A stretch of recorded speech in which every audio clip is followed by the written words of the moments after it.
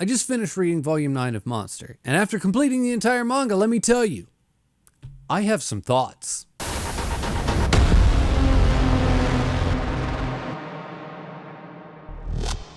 First off, they start off with the scene from the end of the last book, which I said in my prediction they wouldn't do. That they would somehow find a way to cut away from that and delay that scene from actually happening. They don't. They just give you like a little nugget of information that means next to nothing and then cut away. So it's close enough to the same thing. But either way, in the scene, Nina goes to tell Johan the story of everything that happened. But he tells the story first, and it's the exact same story that she was getting ready to tell him, which is that he was taken away, taken down, locked in a completely dark room for days on end, counting his meals as they were brought to him, and just as he lost track, he was taken up to a party, and in that party, everybody was poisoned and killed.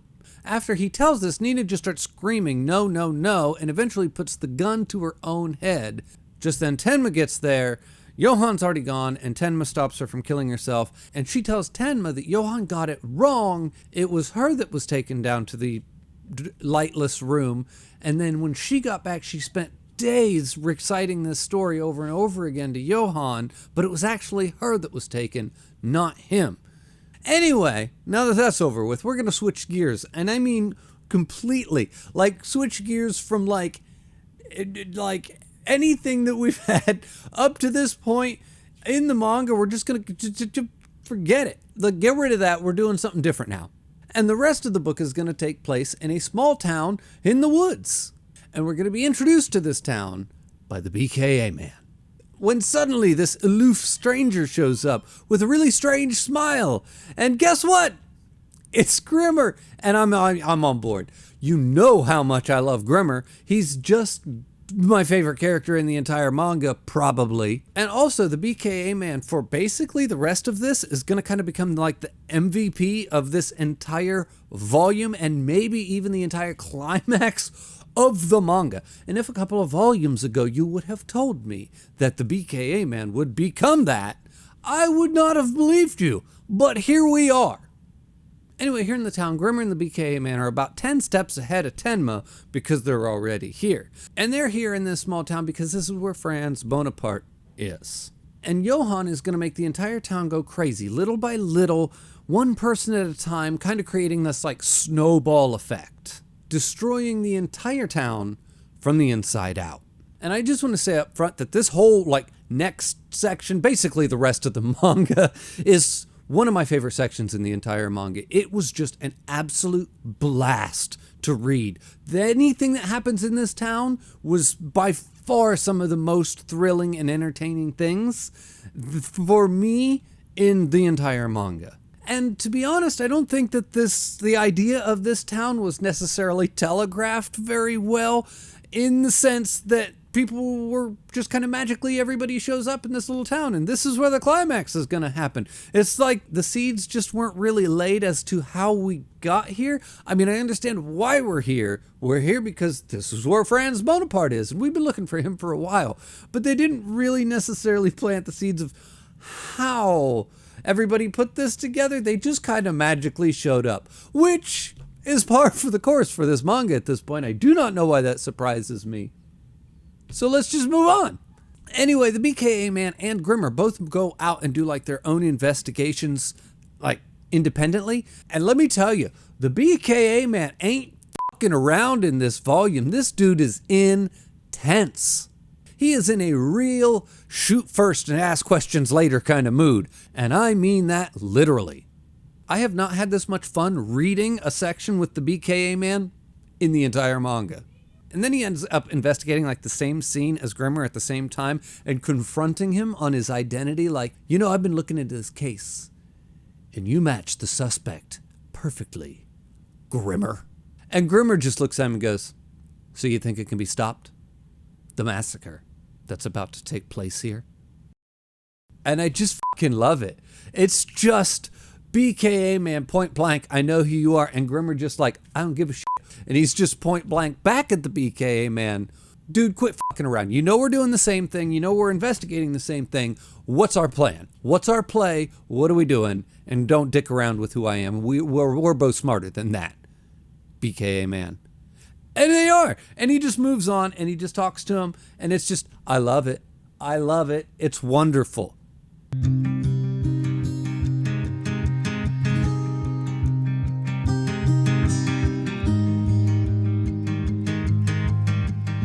Eventually, a storm breaks out just as the town starts to unravel, and Tenma shows up and starts evacuating people. At some point, Roberto's going to show up and he's going to start doing some real Roberto shit. And at this point is when the mood and the just atmosphere of the entire manga shifts into the, I don't even know how to explain it, but every panel just drips with atmosphere and tension and just forward momentum. I fucking loved it. I was honestly starting to lose a little bit of faith in this manga. For the past couple of volumes, it started to drag. I've started to lose sight of the ending. The extreme levels of convenience and contrivance was really detracting from my ability to enjoy the manga itself, which in and of itself has generally been a very enjoyable ride. It's just been kind of like, as I've said, let go, sit back, enjoy the ride. Don't think about it too hard and just let the story take you where it's going to take you and you'll have fun with it. And I was starting to lose that a bit in the past couple of volumes. It was really stretching my ability to enjoy it in that way. And the more it started to lose me, the more I started to worry about the ending. And will it be able to stick the landing? And if it fumbles on the landing, I was going to be a rough conclusion to this series of videos. It was not going to be pretty. But at this point in the story, I'm starting to have real hope for the ending, because even if the ending isn't satisfying, at the very least, it'll be enjoyable. And I can have that to fall back on, because I am enjoying the out of this volume. And boy, oh boy, is that not to say that this volume is completely devoid of convenient contrivances. Because wait, there's one final reveal for Roberto, and he is actually secretly Grimmer's old friend from Kinderheim 511, and he's actually the hot chocolate kid. I was like, are you But anyway, let's not focus on that, because I really do want to say good things about this manga, and I kind of want to fast forward a little bit to get to that ending that I've been kind of hinting at. With all our main characters in the town and the storm raging away, eventually Johann will come face to face with Franz Bonaparte, and Franz gets shot and dies as they stare each other down.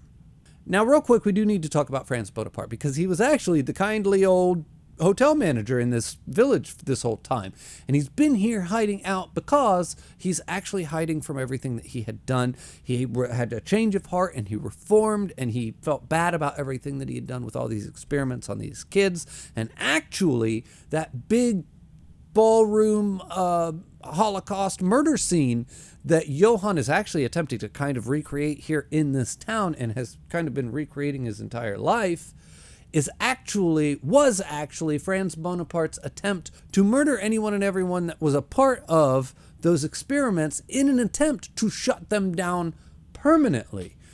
That didn't really happen, and it still fucked up the kids nonetheless, but he's here in hiding and atonement for his past sins? Maybe. Kind of.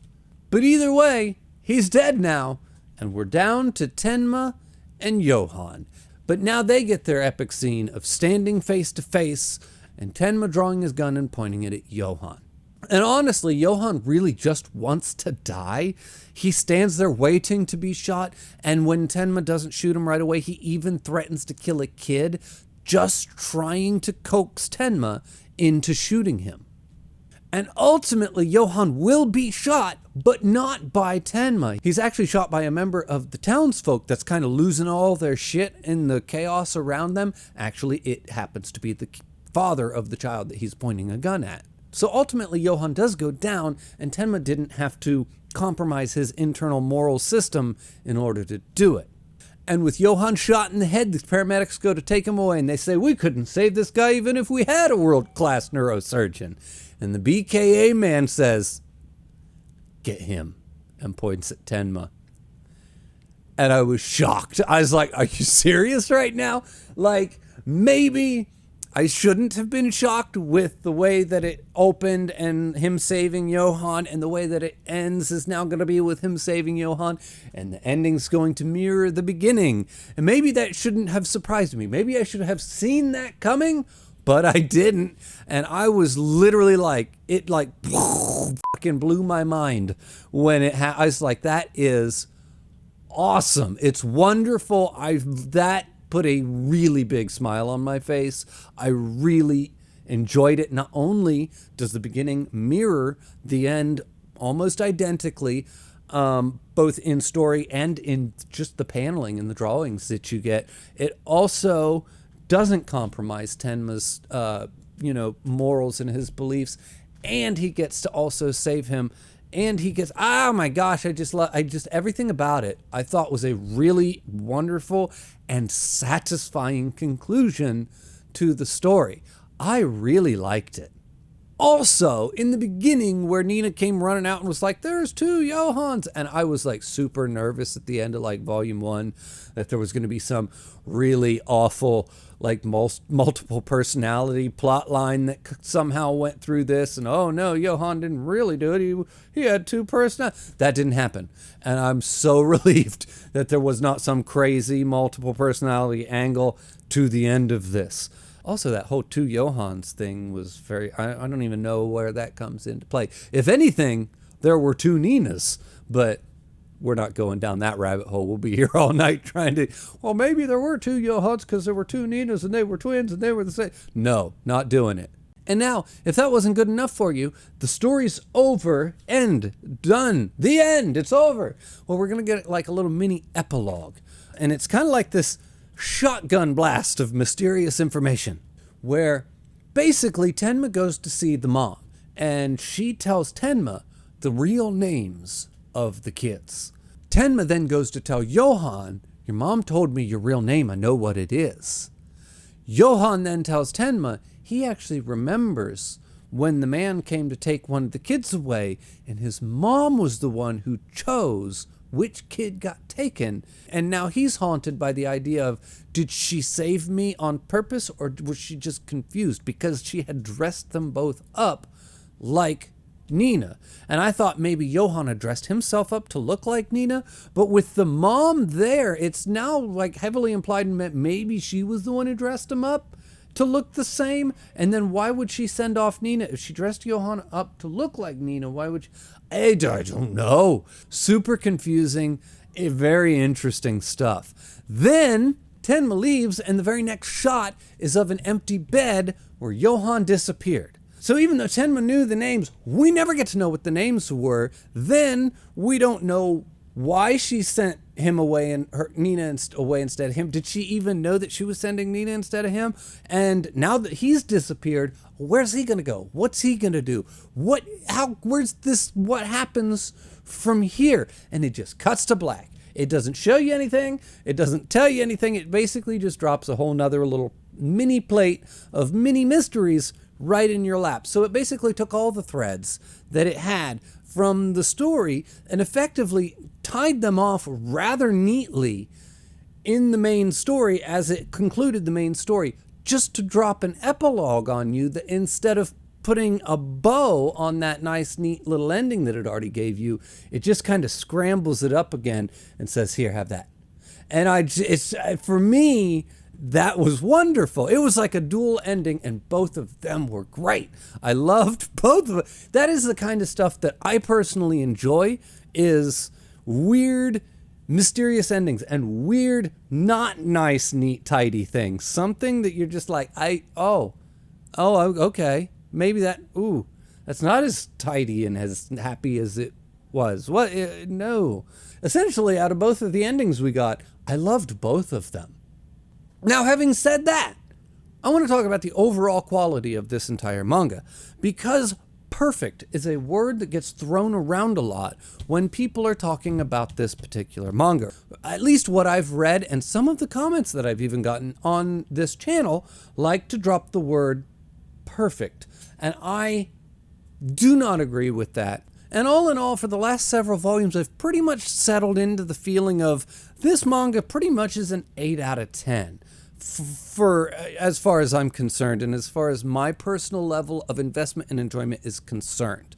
And the ending was so good. I was so satisfied with how well the ending was pulled off that it almost elevated the entire manga up just because the ending was as good and as satisfying as it was. Unfortunately, I just kind of have too many issues with it to really raise it up just because the ending was great. And if there wasn't some weird need to tie every single character to every other character and every other event in every possible conceivable way, and especially in the second half of the manga, it felt a little drawn out and a little padded for time, a little bit stretched out. For my personal enjoyment, if it would have cut out some of the contrivances and squished it down, maybe made it a little bit shorter and a little bit tighter of a story, I could see this easily being a 9 out of 10 read, but it isn't. Honestly, I don't see any world in which you could make any tweaks to this story to get it to be a 10 out of 10 story. At least not for me. It was just it leans too heavily into the soap opera feeling and vibe to ever be a 10 out of 10, but that's not my vibe. And if that is yours and this is a 10 for you, more power to you. Don't let me take that away from you. I mean, you enjoy what you enjoy, please God. Don't let me rain on your parade. But for me, I'm going to stick with an 8. I think that's, first off, let's be real, 8's a pretty damn good number, and I enjoyed the ever-loving shit out of this. But yeah, I'm going to leave it right there. 8 out of 10. Very good read. I recommend reading it to anybody. And especially, I must say, and I have to reiterate this because I was so impressed, that ending was wonderful. It really, genuinely, truly did stick the landing. 8 out of 10. As always, everybody, the link for my Patreon's in the description below. The link for my Discord's in the description below. Thank you for watching, and I'll see you next time.